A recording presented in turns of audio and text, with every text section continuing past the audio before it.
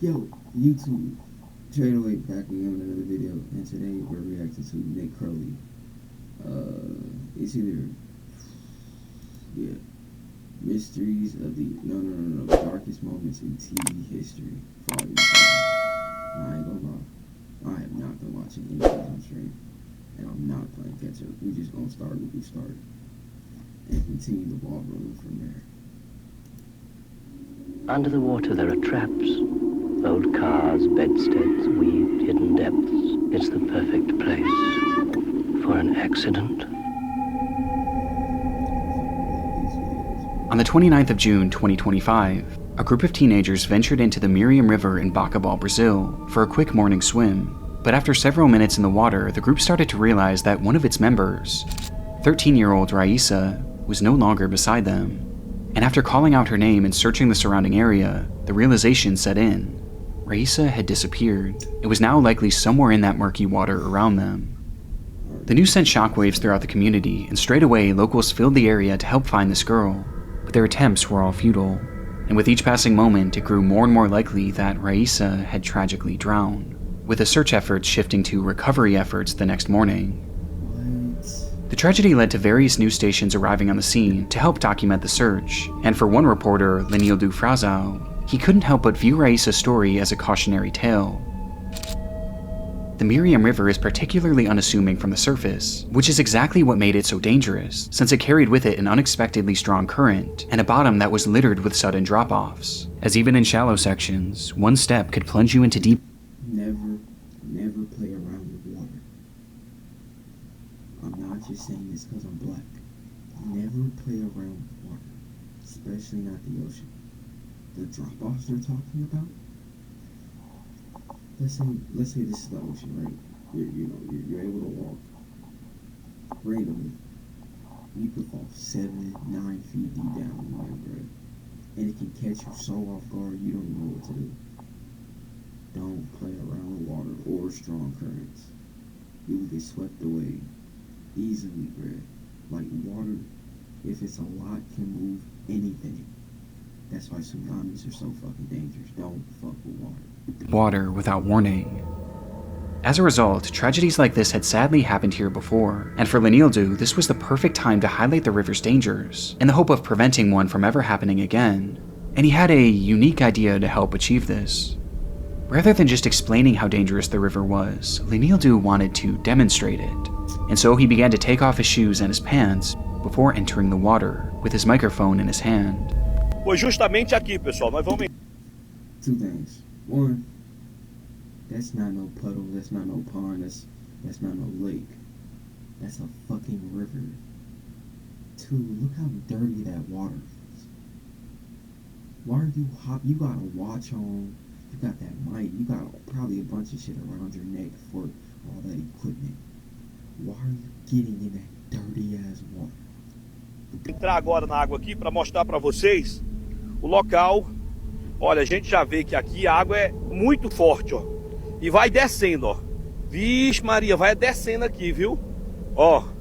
The camera rolled as he waded into the river, at first going just to the depths of his knees, before the riverbed began to drop beneath him, sending the water all the way up to his chest. Então, pessoal, e aí tem a correnteza. Aqui já, olha, ó, um passinho para frente, a água já tá praticamente. And all while this happened, he spoke to the viewers at home about how unsafe this area could be, especially for unattended children who weren't strong swimmers. But even with most of his body now submerged, he wanted to take it even further in order to prove his point. And so he... Look right here. You're a grown man, and it's up to your armpits. I don't think you need to take it any fucking further. That's far enough, buddy. Get your ass back on land. Continued wading towards the center of the river, right in the direction of the noticeably fast-moving current, until suddenly... I need to find these people.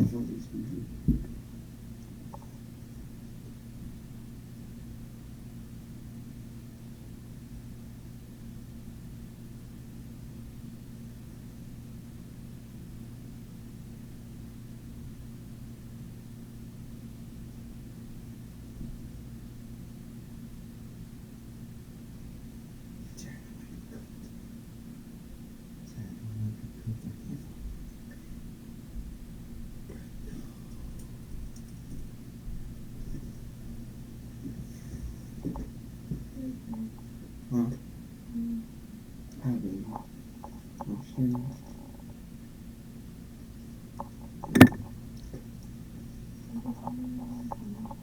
Hmm. You sure? I did wake you up. You said you go back to sleep.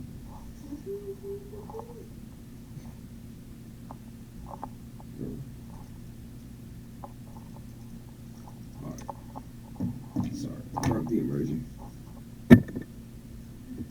Olha, andei pouquinho aqui, ó. A água já tá acima do meu peito, pra você ver a situação. Se eu andar um pouquinho aqui, deixa eu ver aqui. Ó, vou andar mais. Ó a fundura aqui, ó. Ui. What was that? That little sound break? We just stepped on something. Until suddenly, Olha, andei pouquinho aqui, ó. A água já tá acima do meu peito, pra você ver a situação. Se eu andar um pouquinho aqui, deixa eu ver aqui. Ó, vou andar mais. Ó a fundura aqui, ó. Ui.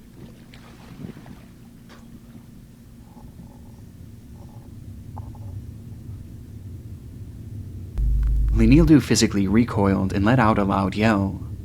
He stood there for a moment, anxiously glaring into the water, before telling his crew, "I think there's something down here underwater." Whatever he had touched in those murky depths didn't seem natural, with Lenildu describing it as being soft, and quickly he made his way back to the shore where he further explained why he was so shaken by the ordeal, admitting that what he stepped on felt like an arm. This is the exact moment that many He stepped on that little girl, bro. That's what he stepped on. believe Raisa was found, as just moments later, several locals would retrace Lenildu's steps and discover the 13-year-old's body in the same exact location.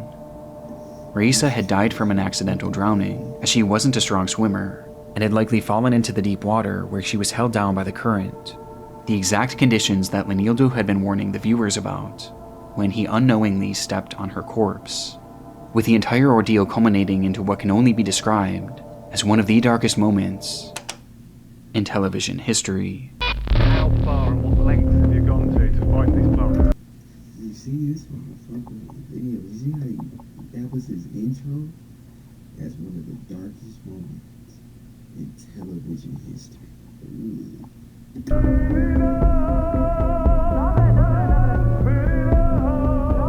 Seems alright, but I'm not a doctor. Oh no!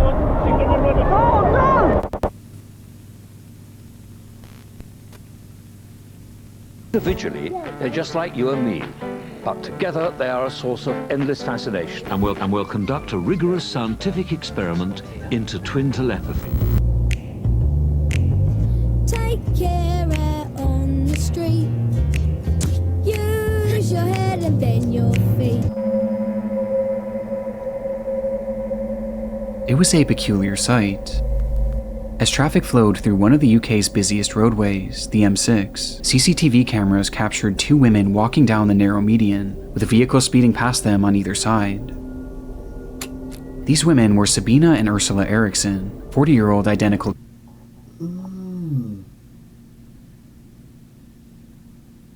Identical. You look like you had a like life hit you like a punching bag, fuck a brick, like a semi truck. Maybe the same nose, but anything else than that. You the evil sister, bro. Twin sisters who grew up in Sweden, with Ursula eventually moving to the US and Sabina to Ireland. Just one day before this footage was taken, on May 16, 2008, Ursula had made the long flight to visit Sabina at her home in Dublin. But things got off to a troubling start when Sabina got into a verbal altercation with her husband and the father of her two kids, prompting both sisters to leave the house in the middle of the night without telling anyone. The next morning, the sisters emerged in the city of Liverpool, where they visited a police station and reported that Sabina's kids were in danger and were unsafe in her husband's care. Law enforcement briefly looked into the matter, but ultimately they didn't seem all too concerned with the children's well-being, and rather they seemed more troubled by the women themselves. Their behavior was just somewhat off. So much so that shortly after leaving the station, they were kicked off a public bus for exhibiting erratic behavior, which some passengers found threatening. And after the altercation, this erratic behavior continued, as for unknown reasons, the pair began walking towards the M6, and then eventually right onto it, where we see them now.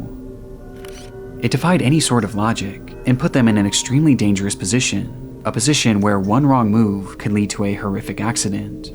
And sure enough, that's exactly what would happen, though it was anything but accidental.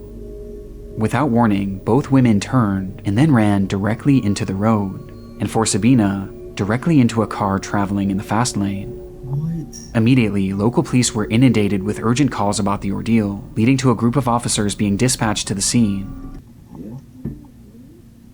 It probably fell behind the, I'll put on the charger for you.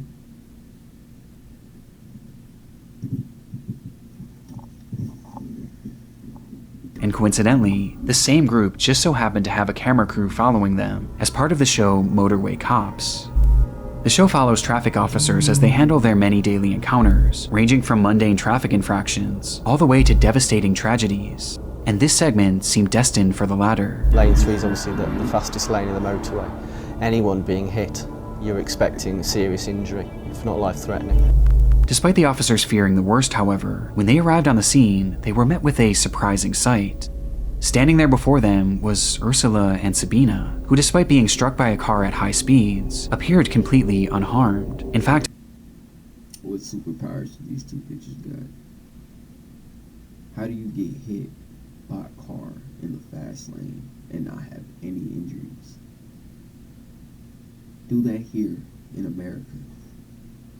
Your body going over the dashboard, out through the windshield. both sisters were entirely calm, as they were shown casually speaking amongst themselves as if nothing ever happened. It was a miracle, and as the officers began trying to piece together the cause of this whole ordeal, everyone at the scene began to breathe a collective sigh of relief. Did you just run back into the street? Yo. He said sigh of relief. There was no way that any of them could have known that their roles had just been cast in one of the most disturbing television scenes of all time. Right, what we've got is they were in the central res. They were trying to cross the Bravo, so as we approached, they hadn't seen us, Mother. The red one's got knocked down by the red car over there. I've got an ambulance en route for her. Right. She seems all right, but I'm not a doctor. She has been knocked down. Is she the one that speaks English or the other one? Yes. Right. The other one, she's done. She just runs right. Without a single word being spoken, Ursula dashed into the middle of oncoming traffic and directly into the path of a massive truck traveling at over 60 miles per hour. It happened in a literal instant. There was hardly any chance to react, and before anyone could even begin to process what they had just witnessed, Sabina would also run into the road, not after her sister, but rather straight into the path of an oncoming Volkswagen. The other one, she's gonna run into. Oh no! Mike Alpha, we need ambulance, senior officers to the scene, we've got two possible... You can like faintly hear the car hit her body. Straight into the path of an oncoming Volkswagen. Listen. The other one, she's gonna run into. Oh no! Mike Alpha, we need ambulance, senior officers to the scene, we've got two possible fatals. Within just seconds, this completely calm scene had turned to utter chaos, and both women were now lying on the pavement. Miraculously, they both were still alive. Sabina was stable but knocked unconscious. How? You're telling me you don't get hit by one, but two cars in the same time frame. It's a miracle you were able to get up and run your ass back into the street. And you still survive? The hell y'all eating out there in Sweden, bro? While Ursula was in rough shape. Her legs had been pulverized by the truck, with paramedics describing them as looking as if they had exploded. And while she lay there on the pavement, she was wide awake and experiencing everything. Within seconds of receiving medical attention, Ursula began to cry out. But strangely, it wasn't in pain. Rather, she was yelling at the paramedics, cursing, and even attacking them for trying to help her. Calm down. Fucking asshole. Calm down. Mine's very aggressive, spitting at me. Shouting things like, "I recognize you. I know you're not real." Come on, you've hit your head. Calm down. We are the police. We are the police. It was clear that she was suffering from some sort of delusion, but while officers had their hands full trying to subdue her, things were about to get even more hectic as Sabina started to regain consciousness. Whoa, whoa, whoa, whoa, whoa, whoa, whoa, whoa, whoa, whoa. She had been brutally struck by a car, as evidenced by the damage to the vehicle itself. But like Ursula, she also appeared almost entirely unfazed. How? What super soldier serum are they giving y'all for you to just wake up, not break nothing, no minor, only minor injuries? And I see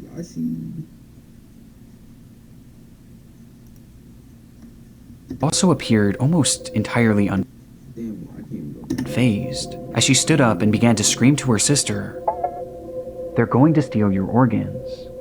One of the officers tried to hold her back, but Sabina resisted. Stay still. Why are you feeling me? Oscar Tango 3-3. Oh my god. Eventually shoving the woman to the ground, before once again taking off into oncoming traffic. No! Stay! Stay there. Calm down, calm down, calm down. Thankfully, this time the cars managed to avoid her, but it would take 6 officers to finally restrain her, and even I'm not gonna lie, these cops way better than me, bro, because I would have been stole off from somebody, bro. Like, just to get her under control. Sometimes you gotta knock somebody out, bro. Real life, like, I don't condone violence, but when violence is needed, it's definitely necessary. And in this moment, a good little right to the jaw would not hurt nobody, bro. Don't beat women, kids. with that many people, it was still a struggle, as her strength was unlike anything that they had seen in a woman her size. And with Sabina now subdued, the chaos was finally over. In the following moments, Ursula was airlifted to a local hospital where she underwent an extensive, yet successful emergency surgery, while Sabina was shockingly found to have no injuries, which allowed her to be discharged into police custody after just 5 hours, where she was promptly arrested and sentenced to 1 day in prison for assaulting an officer, as well as trespassing on the motorway. And with both women now safe, one question burned at the forefront of everyone's minds. Why had the Erickson twins done this? Well, the immediate theory was that this was all the result of drug use. But surprisingly, when given toxicology tests, no drugs or alcohol would be found in either of their systems. They were entirely sober during this ordeal, which left only one plausible theory, that this was all the result of some sort of mental breakdown, with both women somehow experiencing its effects at the same time. Today, this case is used as one of the most glaring examples of a psychological disorder known as folie à deux, in which one person suffering from delusions transmits said delusions onto a different person, leading to both people experiencing the same misconstrued version of reality. And while this So we can just Bluetooth, like, mental illness now? Bro, please don't nobody Bluetooth their depression to me, bro. I'm getting real shitty, bro. This is only a theory. It's clear that regardless of the how or why, these women were extremely mentally unwell during this event. In fact, during the TV program, an officer even mentioned that this could be a 136. Yeah. Is she under arrest at the moment? Well, 136 if she is. Which is a code that allows law enforcement to hold people on account of their mental health to assure that they're safe to return to the public. But shockingly, not only did this never happen, but Sabina was released without ever being given a mental health assessment. In fact, she was never so much as looked over by a mental health professional, and was instead released the very next day after the incident. On top of this, when she was released, That's gonna make me mad, bro. Why do people cut corners so much? Like, this woman got hit by 2 cars, got up with minor injuries. Y'all only gave her mental illness and assault on an officer for a day. Y'all didn't check nothing. This can only end in misery. This can only end in misery. she was given no information about Ursula's whereabouts or her condition, or even resources to help find her way home, leaving Sabina still mentally unwell and now stranded in an unfamiliar city, not knowing what happened to her sister.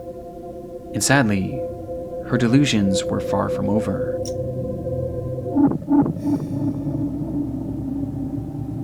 As she left the police station on the 19th of May, Sabina had nowhere to go, and so she began to wander, carrying her belongings in the same evidence bag that the police had given her earlier that day. Eventually, she would happen across two men walking their dogs, and as she stopped to pet them, Sabina asked the owners where the nearest hotel was. But seemingly recognizing that the woman wasn't well, one of the men, Glenn Hollinshed, offered to have her stay at his place, to which Sabina happily obliged. But once inside Hollinshed's home, Sabina began acting extremely paranoid, checking the windows constantly and believing that her cigarettes had been poisoned. Despite this though, Hollinshed was patient, and he helped her make calls around the area to track down Ursula, while making sure that Sabina was eating and drinking. The following day, Hollinshed was preparing dinner for Sabina when he stepped out of the house to ask his neighbor for tea. But just minutes after returning home with the bags, he would once again step out of the house, only this time, he was completely covered in blood as he stumbled and screamed, "She stabbed me." As he collapsed to the ground, the neighbor rushed over to try and help, but the damage was already done. Hollinshed would let out one final soft whisper, saying, "Look after my dog for me," before breathing his No! Your last words were, "Look after my dog for..." Bro, I'm about to get shitty. I'm about to cry. There's no way you let this woman to your house, you get stabbed, and your last words were, "Look after my dog for me." Oh my god. Oh my god. final breath. For unknown reasons, in that house, Sabina had stabbed Glenn Hollinshed, and by the time law enforcement arrived, she was long gone, having fled the house with a hammer in her hand, which she used to strike her head repeatedly as she mumbled incoherently and walked down the sidewalk. Eventually, a man passing by tried to intervene, but Sabina immediately attacked, brandishing a roof tile that she had hidden in her pocket and using it to strike him on the head. So, let me get this straight. Kills one dude, starts banging her head with a hammer, and instead of hitting the next nigga with the hammer, she pulls a roof tile out her pocket.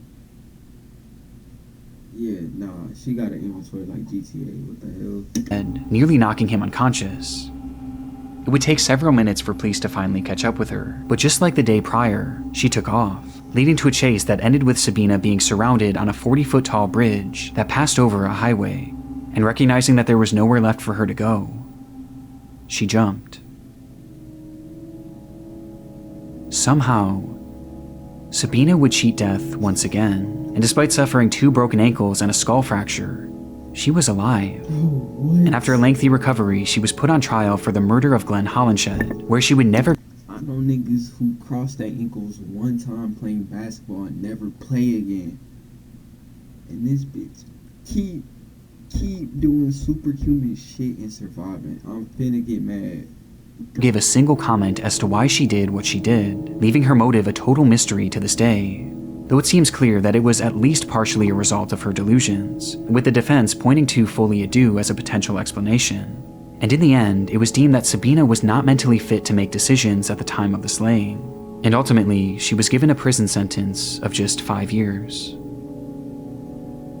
This is truly one of the most disturbing TV cases of all time, and for as shocking as it is on its own, what I find most chilling is the fact that these officers mentioned holding her for a psychiatric evaluation, which ultimately never happened. Is she under arrest about it? Well, 136 if she is. It was a massive oversight. In fact, it was so glaring that the police department allegedly contacted the show and asked them to remove this entire section. As if they had just followed through with that code 136, Sabina would have been held for longer than just one night, which meant that she not only may have been given the help she needed, but she also never would have had the chance to meet Glenn Hollinshed that fateful day. Since her release from prison in 2011, Sabina promptly disappeared from the public eye, and neither she nor Ursula has ever been heard from again, meaning we have no idea whatever happened to the Erickson twins. I know them cops feel bad as shit, bro. Like, They just simply tend to be making the same decisions at the same times. They're thinking in the same way.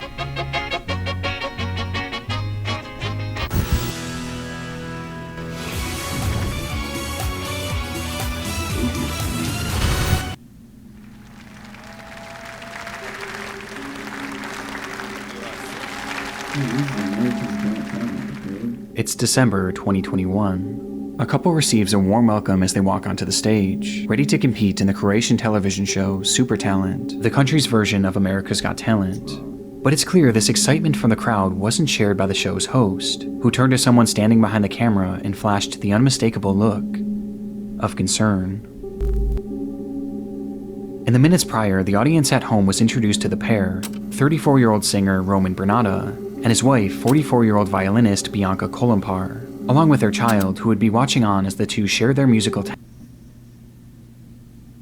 Fake. Too much plastic. talents with the world.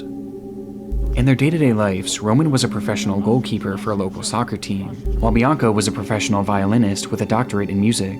And while on paper this all seems fairly normal, it was immediately clear to those watching that this couple was anything but. The two frequently went on long-winded and bizarre rants, with Bianca opening up about her breast enlargement surgery. Ja sam imala kao cura velike grudi, velika mi je bila želja da to vratim, operirala sam. And the two discussing at length their belief in a living God who walked the earth.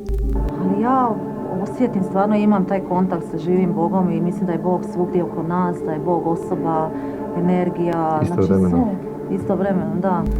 But it was their performance itself that proved to be the strangest part of their time on the show. Pozdrav svima. Dobro večer. Vi se mene ne sjećate, jel da? Ja? Ne. Prije puno godina. Aha, ja se nas sjećam kad sam snimala škola, jel ide Harber, ide? Je, ja se ispričavam, ali stvarno moram vas to pitati. Roman's introduction was fairly uncomfortable, as he made mention of a time that he had met one of the judges years before, who clearly had no recollection of the encounter, which seemed to frustrate him, as his demeanor quickly became hostile. Ko je vaš talent? S čim ste se došli Ja nemam nikakav talent. Pa šta ste onda došli? Radit. Ali potpuno nebitno, emisija se zove Super Talent, ja kolegica... Ja volim, nemojte mi zamijeniti. Alo, polako, mislim da ipak ćemo mi ovdje voditi riječ. Može, pa. Leading to Roman receiving his first X before he even sang a single note. Ko je kolegica pitala koji je vaš talent, a naša emisija se zove Super Talent, a vi tvrdite da nemate talent, onda vas ja pitam pošto ste došli. This nigga is a tweaker. You ever just looked at a nigga haircut and think, yeah, you got mental issues? He's one of them, bro. Like, sunken eyes, widow's peak of doom. This nigga is a tweaker. Radi. Okay, hvala, može.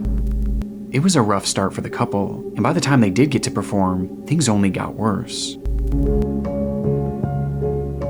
And now, the end is near, and so I face the final curtain. Like the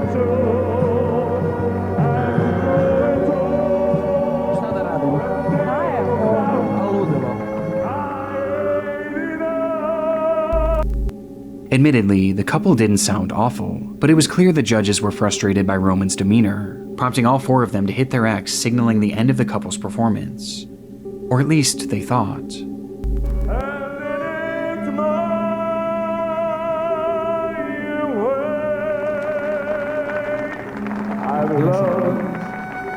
I've loved and cried. As the two just kept on performing, playing over the sounds of the judges shouting their name and the deafening silence from the crowd.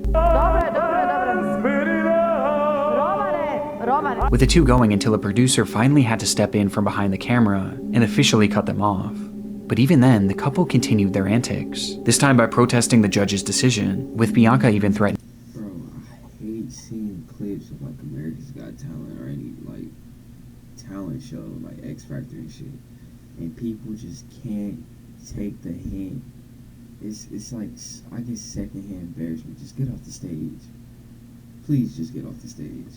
To go to the newspaper and expose their behavior to the press, all while Roman stood angrily to the side, glaring at the panel before him.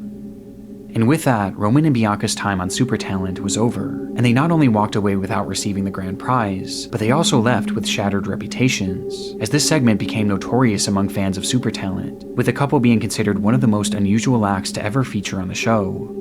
But despite its virality, this performance isn't what Roman is most widely remembered for today. What the fuck? On February 6, 2022, residents in Rijeka, Croatia were met with the sight of a fully nude man wandering the city streets. It was Roman Bernata, and while most stared on in amusement, laughing to themselves and snapping photos, what they were witnessing was actually one of the most disturbing events the city had ever seen. After his disastrous performance just 1 year prior, Roman continued to pursue a career in singing, taking every opportunity he could to share his music with the world, often joining Bianca on her YouTube channel, and singing on the streets for tips, where he actually made a decent amount of money. Though because of his notorious television moment, he would often be harassed and even have the money he earned stolen from him. One day, while performing outside of a local soup kitchen, he was introduced to a woman named Darnika Krevich, a 67-year-old who relied on the soup kitchen for consistent meals.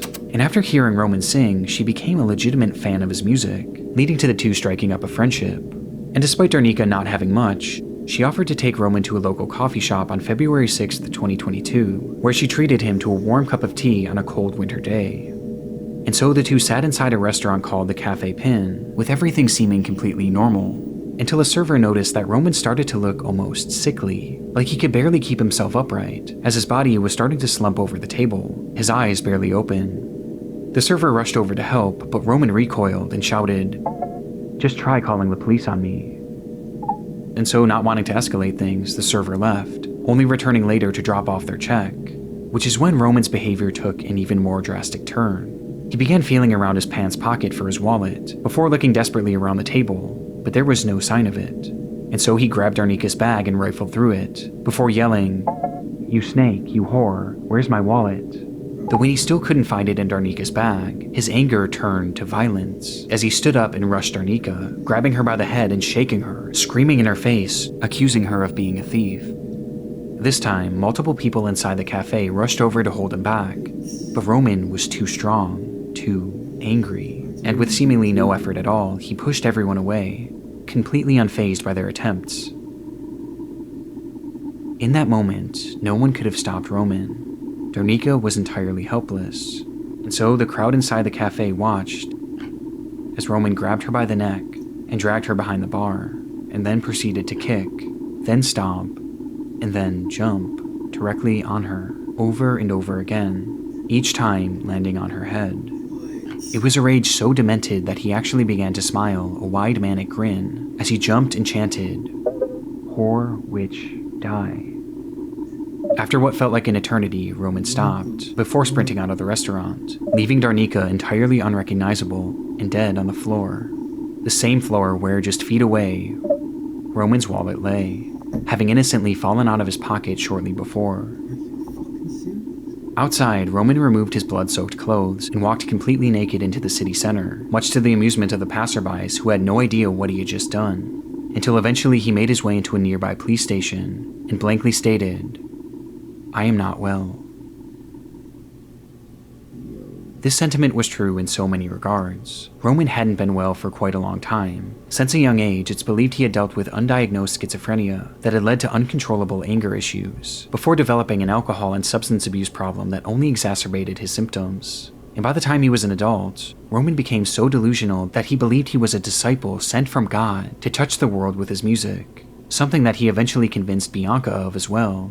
So in their Super Talent episode, when Bianca mentioned their love for a living God that walked the earth, she was likely referencing Roman.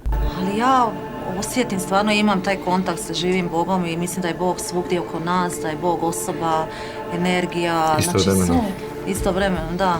Roman was severely unwell, and no one in his life was keeping him in check. In fact, those closest with him were only feeding his delusions, with all of his issues coming to a head on the day of the incident. And when he realized his wallet was gone, Roman rushed to assume that Darnika was the one who robbed him, perhaps as a result of having his money stolen frequently on the streets.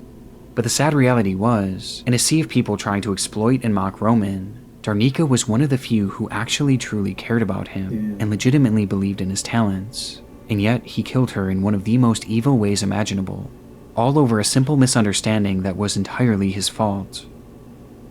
In the end, Roman Bernata was deemed unfit to stand trial and was never sentenced to serve any jail time, instead being given a 40-year sentence in a mental health facility, where he's since been described as a model patient, with his good behavior awarding him the opportunity to leave the facility for days at a time for therapeutic purposes.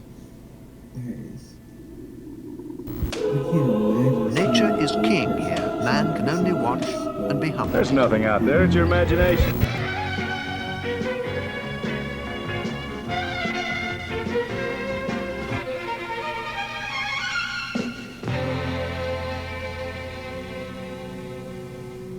It was the start of yet another adventure for the crew of the television show Gardener's World. This British program has been on the air since the 1960s and provides viewers with tips on how to maintain their garden while showing off a variety of unique plant life, which often brought them to remote areas of the globe. This particular episode was filmed on February 5th, 2020 in the Drakensberg mountain range of Lesotho, Africa, with the host, Nick Bailey, making the long journey to track down one specific flower. One species which grows wild all over the country and has been a real favourite with British gardeners for generations is the gladiolus. This delicate flower would have been familiar with many of the show's viewers, as it was quite popular in the UK, but in this region, there existed a unique species that had only been seen a handful of times in the last century, since it only grew in one particular valley in this one particular mountain range. Its scientific name is the Gladiolus microcarpus, and there were two people who knew it better than anyone else. Rod and Rachel Saunders were well-renowned botanists who studied the world of South African flowers in depth, with their favorite being Why do they going through pain and agony right now trying to take this picture? You are too old to be doing this, sir. Ma'am, sir? Sir, ma'am? Y'all need to go home. the gladioli, as they would spend days and even months on end roaming areas just like this to learn everything they could about them, making them the perfect duo to help with the show. Why gladioli? There's so many different plant species in South Africa you could have picked. I think their beauty. Some of them are so exquisitely beautiful, you actually just want to sit down and cry when you see them. But even with their vast knowledge of this region, there was also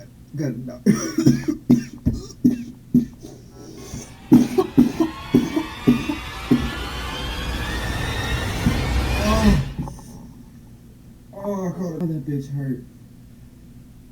Oh. Oh. Damn, what? Oh.